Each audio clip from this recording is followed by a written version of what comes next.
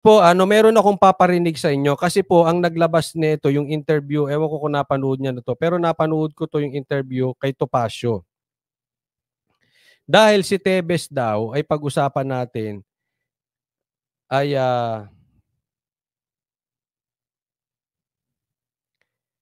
hindi obligadong umuwi ng bansang Pilipinas. Hindi pa siguradong pauwiin si Tebes sa Pilipinas. Hindi pa agad makakabalik sa Pilipinas si dating Negros. Ito, pakinggan po ninyo, ha.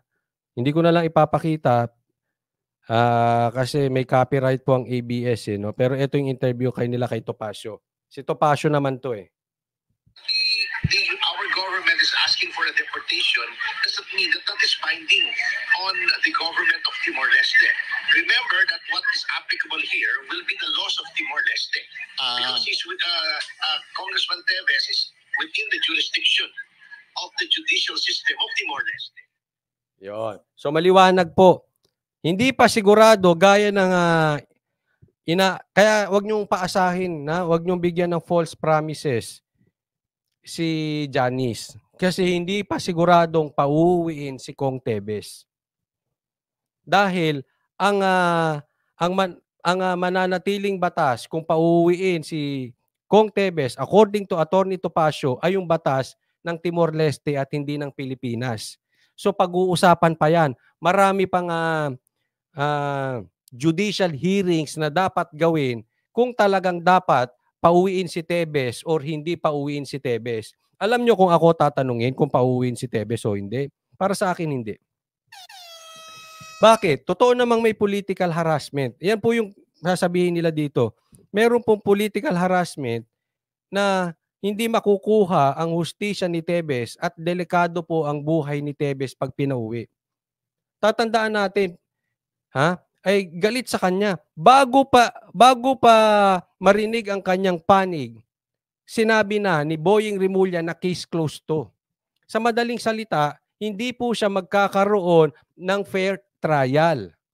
Hindi talaga siya nagkaroon ng fair trial diyan sa para makuha nila ang probable cause dahil hinusgahan na agad si Tebes. At delikado po talaga ang kanyang buhay. Yan po ang kino-contest ni Attorney Topacio kay Tebes. Mahirap yan. Okay? So wag niyong paasahin at i-mindset na naman niyo ang taong bayan na pauuwiin na si Tebes. Pagka hindi pinauwi si Tebes, magagalit kay Tebes. Wag niyo pong mag-create ng hatred kay Tebes. Hindi pa po sigurado. Yes, pwede siyang pauwiin. Yes, hindi. Pero pwede rin siyang hindi pauwiin. Hindi po yan nakakaayon sa Pilipinas kundi sa batas ng Timor-Leste according to Topacio, Attorney Topacio, at yan po ay napakalinaw. Okay? Kaya kung ako lang, wag nang pauwiin. Kasi magagaranti nyo ba ang kaligtasan yan? Paano kung may nangyari kay Tebes? Ano sasabihin nyo? Sorry. Kaya nyo bang pangalagaan ang kanyang kaligtasan? Ay hindi ako makakasagot niyan, kayo. Pero kung titingnan natin at papakinggan natin si Kong Tebes, para sa kanya, hindi po siya ligtas sa pangyayaring ito. O ituloy natin, pakinggan pa natin anong sinabi ni Kong Tebes.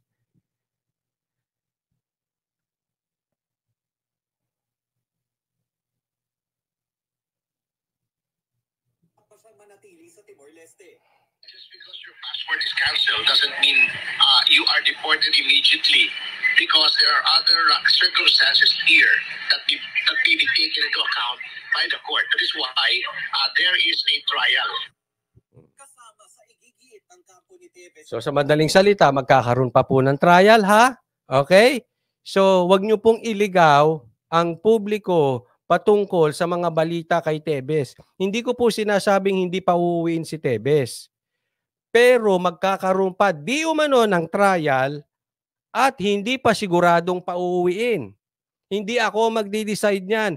Timor-Leste po. Huwag niyo kayong magalit sa akin. Ha? Wala akong karapatang mag-decide kung uuwi si Tebes o hindi uuwi si Tebes. Timor-Leste po ang magdi-decide. Hindi ako, hindi ikaw, at hindi ko sino-sinong vloggers.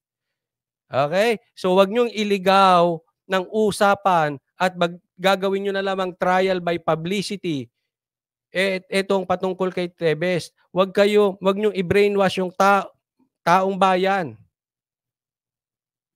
Tapos biglang hinarangan ni Tebes, hindi po desisyon 'yan. Desisyon po 'yan ng Timor Leste. Wag pong tanga ha.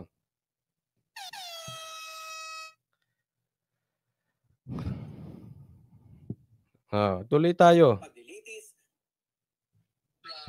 Political asylum or safe refuge.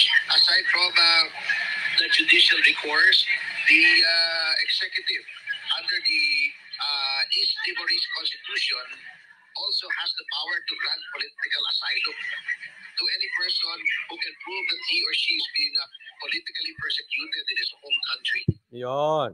Okay. Pwede sila magbigay ng political asylum sa kahit sino man na merong political harassment na ginagawa sa isang tao. Ngayon, hindi ko alam.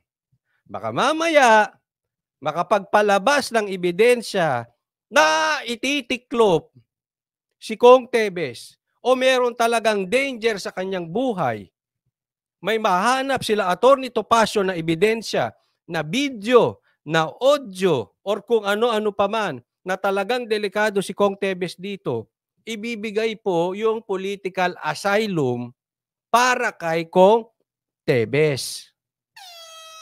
So sa madaling salita, hindi obligado dahil ginusto ng Pilipinas pauwiin si Tebes. Hindi dahil kanselado ang kanyang passport, gaya ng sabi ng iba na dapat nang pauwiin si Tebes. Hindi lang natin desisyon yan kasi ay nasa ibang bansa na. Hindi po ako nagsabi. Hindi po ako nag-aabogaduhan. Abogado po yung nagsabi. Abogado ni Kong Tebes, si Atty. Topacio. Maliwanag o maliwanag na maliwanag? Ayan. So, wag kayong paasa. Wag niyo paasahin. Hindi ko sinasabing hindi pauwiin si Tebes pero wag niyo muna paasahin yung mga lalo na yung vlogger na natanggalan ng lisensya, na-disbar. Ngayon vlogger na lang. Wag niyo paasahin yung mga ganun tao.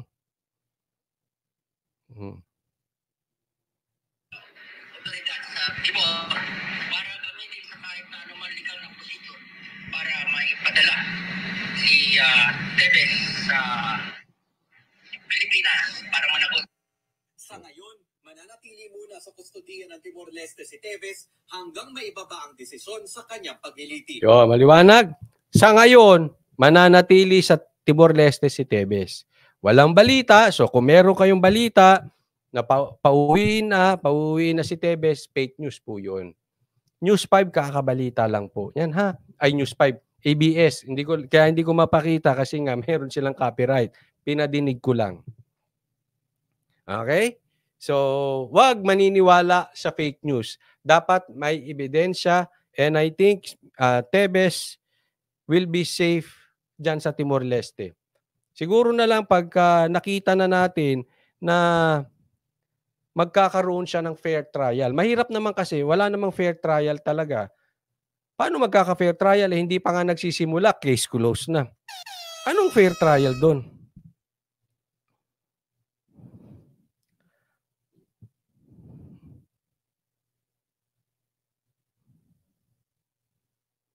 Observant me, sabi niya, hindi bali sana kung si Tebes gaya ni Pastor. Ano naman si Tebes? Sabi niya last March 4, hindi ko maintindihan.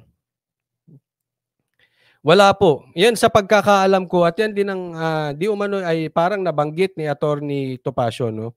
Wala pala, sabi ni Drogon, wala palang extradition treaty ang Pilipinas sa Timor Leste.